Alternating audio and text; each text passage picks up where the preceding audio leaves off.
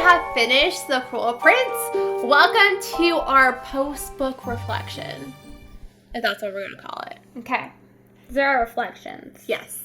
So, like, everything we liked about the book, things that we didn't like, any, like, recommendations. We're just going to do all of that here, so if you're curious about Our opinions. our opinions. I like our opinions. And especially since you've read the book too, like, what would you say that your favorite part about Cruel Prince is? I think my favorite part about Cruel Prince is, like, the unpredictability of it. I feel like because I've read so many books that, like, a lot of times, like, I can tell what's going to happen within, like, the first few chapters of the book. I'm like, okay, this is exactly how the plotline's going to go, and this is what's going to happen. And then in, like, the coronation scene where everybody just gets massacred, like, I was not prepared for that at all. Yeah. And then, like, the whole, like, Locke and Taryn thing, like, that really threw me, too. So I think that was really what made me like this book, is that it was so unpredictable. Like, you didn't know what was going to happen until it happened. Yeah. And then you thought you knew what was going to happen, and then something completely different happened. So I think that's what made me like this series so much, is, like, the fact that Holly Black is just so good at making things unpredictable. Mm-hmm. And I also feel like especially for young adult books, that it's not... You typically don't get, like, a female morally gray character. Like, for female leads for young adult books, I feel like you don't get a lot of those.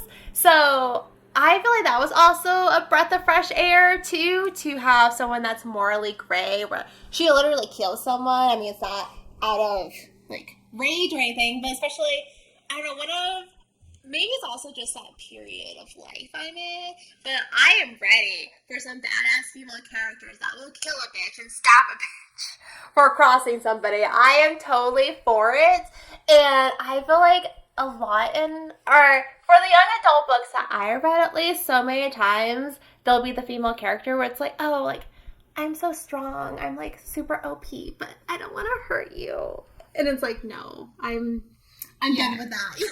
And that's what I think is such a great thing about Jude's character, is Jude is so, like, unapologetically, like, her, and she just, like, she's so, like, over it, you know? Like, she's just reached her breaking point to where she's like, I gotta do what I'm gonna do for me, and that's it. Like, if you don't like it, too bad. Like, and that's what I love about her. She's just such a powerful character, and she's just, like, so... I don't know, like, unforgiving in the way that she just, like, lives her life and does her own thing. And I think it's just great. I love it. Yes. And she's also strong in a way that, like, she doesn't have any superpowers. She's given the short end of the stick, if anything, being in Fairyland. And she's still strong and overcomes her obstacles, even though she's the underdog. And I feel, of course, that's a theme. Like, you know, we naturally root for the underdog, but I definitely can relate a lot to, like, for her, especially, like, not fitting in and, like, just being bullied. I definitely relate to that. And so, yeah, I love Jude, and I love the character. So, yeah. Same. And how would you rank the spice level? I think we can all agree the spice level in this book is fairly low. It's, like, non-existent, honestly. I know there's a lot of people out there that are like, there's no spice, like, I'm not going to read it, but I feel like that would be doing yourself a disservice with this book, because this is a really good book. And there's a lot of really good books that don't have as much spice in them, which I love the spice. I definitely, like, that's what I gravitate towards. But I can still read, you know, a series like The Cruel Prince and not feel like I'm missing something, because the writing really is just that good. And even though, you know, there's not that whole, like, sexual tension as much, there is still a little bit, you know. There's still a little bit, but it's still a good story. Yeah, I agree with that. And then also, one of the things that I didn't like about The Cruel Prince, there's really only one thing, but it was Jude's relationship with Locke. So, for you guys, You're welcome. I really tried to play up their relationship because it really felt more like an afterthought. Which, I mean, like, it's fine. Like, you don't need to have, like, a relation. Like, you don't need to have. Nobody needs to be in a relationship. Like, you don't need to have romance and everything. Like, that's fine. But, like, yes, it was super betraying on Taryn's part. But, like, there wasn't really loss of Locke. Like, there was no love loss. It was just a very, I feel like, disingenuine relationship. And I remember when I was reading it, like, for the first time, I was like, what the heck? I'm like, this guy sucks. I'm like, what is going on? Like, I'm like, because I thought, that was it. It was just, like, Locke. And I'm like, what? I'm like, this guy's trash. Like, what is going on? And then, like, I felt like the relationship didn't have that much, like, build. It was just, like, there. And I'm just like, what? This guy? Really? Yeah. But then you also kind of have to understand, like, Jude, as a human in the fairy realm, she's not used to getting that sort of attention. Yeah. So getting that sort of attention from pretty much anybody, she was just like, wow, like, this is, different. And especially from a fairy as well, I think she was just, like, kind of whisked away into this, like, romance that she thought was going to be something great. And then turns out he's awful. Yeah. So, yeah, I think that was one of the things that really bothered me. So, I mean, once you get past that, everything's great. But the beginning of their relationship, I was not on board. I'm like, this book sucks. I hate it. I was ready to burn it, throw it in the trash. Like, done. But Sierra actually read it before me. And so she was like, she, like, didn't stick it out. Stick it out. Because I hate it when people reveal stuff for me. So she didn't tell me. But she was like, oh, no, you got to keep reading it. So I did. And I stuck it out. So if you do read the first book, just, like, stick it out, I mean, everything that happens now, but... Yeah, that was the only thing I did. Like, and, like, you still feel the betrayal, but, like, you feel the betrayal from Taryn. Not only, like, as her sister, but, like, as her twin. Like, I don't have any siblings, but I've just heard that, like, as twins, you really have, like, an inseparable bond. So you feel betrayed by Taryn, and also, like, I related to when Jude was like, were they just laughing at me? Was it just a big joke? Because I've been asked out as a joke, and that hurt. But then you just don't feel the loss of Locke. Like, it wasn't like, oh my goodness, I was rooting for Locke. He was the bestest. Like, it's kind of like, yay, get him out of the way. We're done with him. It's like, okay, bye. Bye, Locke. Bye, Taryn. Please leave. Don't come back. You suck. Yeah, the Taryn thing really made me angry through this book because you have to stick up for your siblings. Like, I only have a brother. I don't have a sister, so I don't know how that is. I would never do that for you. I feel like we're, like, the closest thing to sisters we have. Yeah. And I could not imagine doing that to you. No, I feel like it's a friend that did that to you, though. You did it. You did have a friend that basically did that to you. Yeah, you're right. That did happen to me. So how did you we're not friends anymore, so there you go. There's your answer to that one. I didn't try and kill her, so I had, You didn't try slicing her in half? You didn't do a duel? Maybe if I was trained, but I wasn't, unfortunately, so I don't have any fighting skills. So. Yeah, Taryn sucks. At least Vivi, though, is a good sister. Like, I feel like Vivi is, like, the saving grace of the family, because Taryn is awful. I've read all 3 books and I still hate Taryn. That just tells you how awful Taryn is. Yeah, she didn't really have that much redemption, so, I mean... Spoiler alert. Sorry, guys. But, yeah, and I do love Vivian. I think Vivian's great. The only thing that kind of bothers me about Vivian is I feel like she could have... Like, I know she doesn't... Like, she's totally, like, anti-fairy. Like, I don't want to be a fairy. I don't want to be here. I don't want to be with these people. This all sucks. And I understand that. He killed your mom. I get it. You do you. I get the angst. But I do think that Jude and Taryn might have had a better time in school and at these events if Vivian was there for them. Yeah. So it's like, even though I know she didn't want to do that for herself and she was having her own little angsty moment, I get it. Yeah. But, she could have been there for her sisters a little bit too. But I mean, I still love her. She's great. I mean, she's diehard for sure. Like, she helps her with her plans, and she does all those stuff. So she's definitely a good sister, but that's the only thing that bothers me about her. Yeah. No, I agree with you. And also, that's important to me, too, like, book-wise, that I feel like I need the main character to have, like, a badass, like, female best friend in the book. And I feel like we don't get that as much directly, but I feel like we do get a mixture of that between Vivi and the Bomb, especially in the later books. Like, I love the Bomb. Yeah, she is great. I do love the Bomb. Yeah. Mm-hmm. And then world building, I honestly feel like Holly Black did an amazing job with world building. What do you feel? What do you think, though? Yeah, I totally agree, especially because I feel like this book is like fairly small. Yeah. It's like 364 pages, right? 370.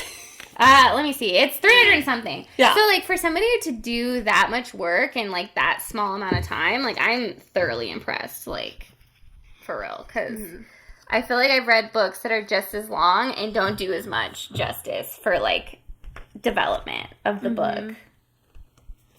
Sorry, there's a lot of back stuff in this book. Yeah, there is. A lot of back pages. It is 370. Okay, so I just gotta listen to Sierra. She's always right. I'm gonna remind you. You know, this is recorded. I'm gonna remind you this in the future. I already take it back. I already changed my mind. So yeah, I feel like world building was done superbly. Superbly a word? I think so. I think that the world building was done really well, and even like character development. Like, even though I feel like Jude, like her personality doesn't change, but I feel like there's still character development, because especially at the beginning, like, she just feels so weak and powerless, and then by the end of the book, she literally orchestrates getting Cardan thrown. And even you start to see character development from Cardan, because he was the bully. He was the one that terrorized Jude. And then, like, at the end, like, you get, like, more of his, like, humor, like, snarky remarks. And he's also really smart. I mean, when he got them out of that thing. With the guards? With the guards, like, after the massacre, like, that was a really sticky situation. He just came up with that on the spot, and he was wasted. Yeah. Like, I was pretty impressed with that. Like, that one, you know. But I've always been, you know, Team Cardan. So yeah. I do love Cardan. I think that he's a great character, and I really love it. You know, I'm a big fan of the enemy to lovers trick. That's like one of my favorites. So I was always Team Cardan. From the beginning, you're like, get Lockout, bring in Cardan. I'm like, I know he's being a jerk right now, but he doesn't mean it, okay? Exactly. Yes. And it's also great to see, like, Cardan and Jude's relationship develop over the next books. Another reason why you have to finish this series, to really get the full enemies, the lovers. Yes. I've read so many series, too many series, and honestly, this is probably one of my favorite series. Like, just the way that everything unfolds, and the way that everything happens, and the way that everything comes together in the end is just perfect, and I love it. Like, Holly Black did an amazing job, like, with this story, and there's so many more twists and turns to this series that, like, you really just have to go out and buy the full set and just, like, read the whole thing in, like, 3 days like I did, because, I think I did do that. Maybe it was, like, a week, but I think I finished it really, really quick, because I think I stayed up all night reading these books. It was those kind of books where you just, like, can't put it down. So she definitely did an amazing job. Yes. And also, even though there is, like, essentially no spice, there's really, even for the whole series, there's honestly not a lot of spice, but there's virtually no spice in this book, essentially. But even with there being no spice, like, it's such a great story, and it's also more suitable for different age groups. Like, you could read this, and then you could also have, like, your child read this, or if you're younger, you could totally read this book, and it's like suitable for multiple different age groups. Yeah, I totally agree, because, like, you know, Jude Duarte in this book is how old? She's 17. She's 17 in this book, and I'm not 17. So, and I still resonate with Jude, and I think that she's a great character, even though I'm, like, way older than her. So yeah, definitely The Cruel Prince in the series is one of my favorite book series of all time. It's so good. Yep. I agree. Love it. 10 out of 10. Yeah. Go read it right now. Yeah. Right now. Go buy them. Go order them on Amazon. Yeah. I'm sure they'll let you buy all 3 all one time. Just go do it. That's actually what I did. I literally bought the series. I think they give you a discount when you do that. I mean, I don't know. We're not sponsored by Amazon, but Amazon. Right, Amazon. But thank you so much. I know that it's been a long 4 weeks, but it's just, I really wanted to do the book justice because it is just such a good book. So I didn't want to try to like smash it all into one episode and call it a day. Like, there's just so much going on, so many twists and turns that I really had to split it up between the 4 weeks, I promise you. Yeah. But thank you for sticking it out, and I hope you enjoyed our first book that we've done. Yeah, our first series, book series, well... The we didn't do the book series, but we did a series of the first book. So There you go. Thank you for sticking out with us. You know, like I said, this was our first time doing anything like this, so it's only going to get better from here. So if you hate us right now, maybe try back in like a couple months, and then we'll be 100%. Exactly. But like I said, next week is going to be my turn. So everybody has to come back and then hear my story, and then Cyrilyn's going to be our little commentary. Sorry, her name is Sierra. I call her Cyrilyn because we're childhood friends, so that was her name. Yeah, but you guys aren't allowed to call me that. But her name is Sierra, so don't do that. But yes, definitely tune in for next week for Victoria's section. I'm so excited to be the commentator. I get to just chill, sit back.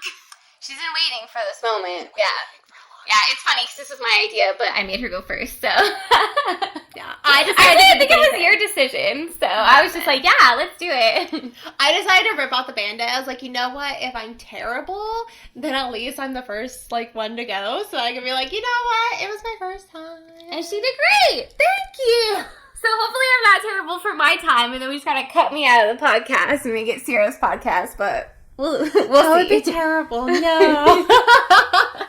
I'll just always be commentary. I'm just kidding. Okay. Okay, well, that's it for today, guys. So we'll see you next time. Thanks for listening. Thanks for watching. We appreciate you for tuning in, so thank you.